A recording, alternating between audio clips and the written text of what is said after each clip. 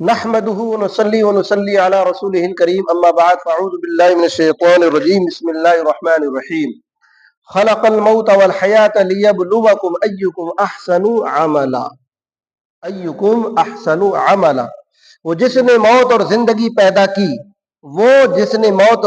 پیدا کی تمہاری جانچ ہو تم میں کس کا کام زیادہ اچھا ہے۔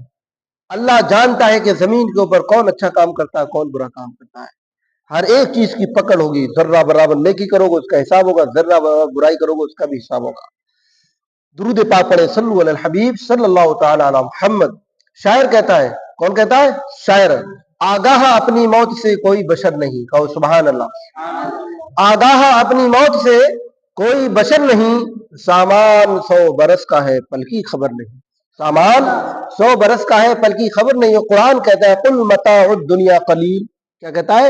قل متاع الدنیا قلیل، دنیا کا ساز و سامان قلیل ہے، تھوڑا ہے، دنیا کے چکر میں مت پڑو، آخرت کی تیاری کرو، قبر کی تیاری کرو، مرنا ہے، مرنے کے بعد ایک لمبی زندگی ملے گی، پھر کبھی موت نہیں آئی، سمجھ رہے ہیں؟ اور موت سے کس کی رشتہ داری ہے چودھری گلزار صاحب؟ موت سے کس کی رشتہ داری ہے؟ آج میری تو کل تیری پہلوان باری ہے، آج میری تو کل پہلوان تیری باری ہے۔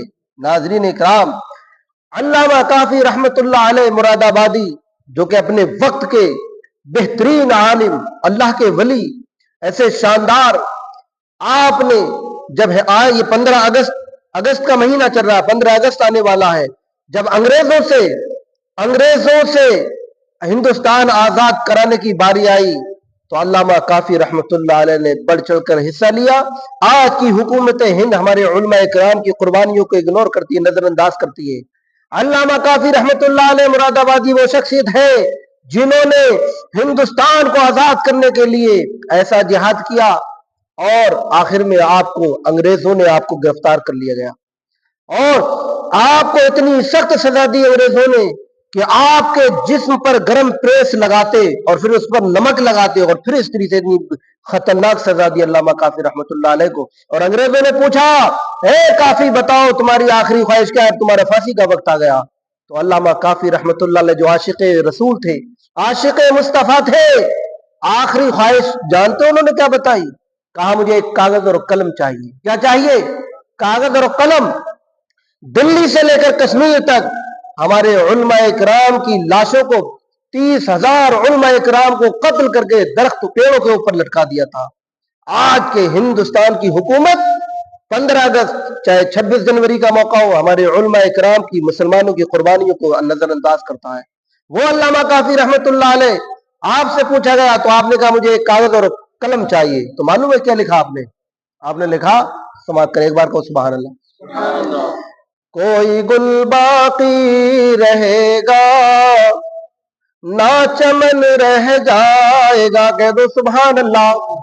کوئی گل باقی رہے گا نہ چمن رہ جائے گا، پر رسول اللہ کا دین حسن رہ جائے گا۔ اور فرماتے ہیں کہ ہم سفیر و باغ میں ہیں، ہم سفیر و باغ میں ہیں، کوئی دم کا چہچہا۔ ہم سفیر و باغ میں ہیں، کوئی دن کے چہچہے، اور بلبلیں اڑ جائیں گی سو نہ چمن رہ جائے گا۔ آپ نے فرمایا اطلسو کم خواب کی پوشاک پر نازانا ہو، اطلسو کم خواب کی جو مہنگے مہنگے کپڑے پہن کر اس زمین کے اوپر اکڑ کر اترا کر چلتے ہیں، اطلسو کم خواب کی پوشاک پر نازا نہ ہو، اس تنے بے جان پر خالی کفن رہ جائے گا۔ اور سب فنا ہو جائیں گے کافی لیکن حشر تک، سب فنا ہو جائیں گے کافی لیکن حشر تک، نام احمد کا زبانوں پر سخن رہ جائے گا، نام احمد کا زبانوں پر سخن رہ جائے گا۔ میں نے ابھی ایک موت کے تعلق سے قرآن مقدس کی ایک آیت کی تلاوت کی، اس کے تعلق سے میں آپ کو بتاتا ہوں۔ حضرت ابو سعید خدری رضی اللہ تعالیٰ عنہ سے روایت ہے، آقا کریم صلی اللہ علیہ وسلم نے فرمایا اپنے مرنے والوں کو لا الہ الا اللہ محمد رسول اللہ صلی اللہ علیہ وسلم کی تلقین کیا کرو۔ جب انسان کا نزا کا وقت قریب ہو، اس کے سامنے کلمہ پڑھو، اس کے سامنے کلمہ شریف کا ذکر کرو تاکہ اس کے ذہن میں کلمہ رہے اور مرتے وقت اس کو کلمہ نصیب ہو جائے۔ آج کل نماز جنازہ کے بعد دعا مانگنا سنت ہے، نماز جنازہ کے بعد دعا مانگنا سنت ہے، مگر مختصر ہو، مختصر اور مدلل اور جامع دعا ہو۔ یہ نہیں آج ہمارے بہت سے علماء ہمارے ایسے چند جو نام کے مولوی ہیں بڑی بڑی لمبی دعائیں کر دیتے ہیں۔ نہیں، حدیث میں دعا جنازے کے بعد کرنا سنت ہے، مگر مختصر اور جامع اور مدلل ہو۔ مختصر مطلب چھوٹی دعا ہو، زیادہ لمبی چوڑی نہ ہو۔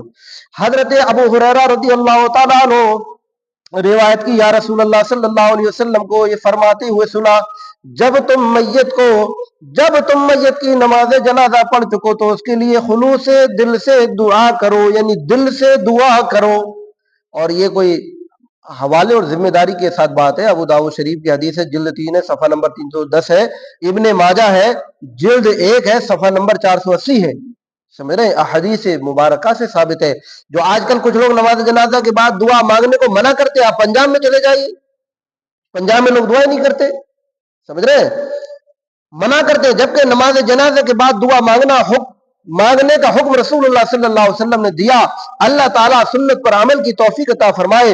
ناظرین اکرام، ام المومنین حضرت عائشہ صدیقہ رضی اللہ تعالیٰ عنہا فرماتی ہے، ایک آدمی آقا کریم صلی اللہ علیہ وسلم کی بارگاہ میں حاضر ہوا، عرض کیا میری والدہ کا انتقال ہو گیا، میری والدہ کا اچانک انتقال کر گئی، کیا اس کو ثواب پہنچے گا؟ اللہ کے رسول فرماتے ہیں قال نعم، یعنی رسول اللہ صلی اللہ علیہ وسلم فرمایا ہاں اس کو ثواب پہنچے گا۔ صحیح بخاری شریف ہے، جلد 1 ہے، صفحہ نمبر 467 ہے، اور صحیح مسلم جلد 2 صفحہ نمبر 696 پر ہے۔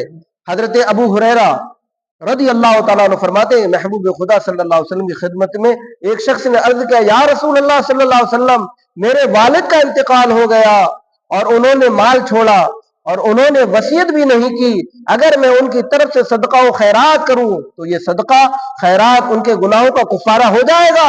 قال نعم، یعنی اللہ کے رسول صلی اللہ علیہ وسلم نے فرمایا ہاں ان کے گناہوں کا کفارہ ہو جائے گا۔ سبحان اللہ، ٹھیک ہے۔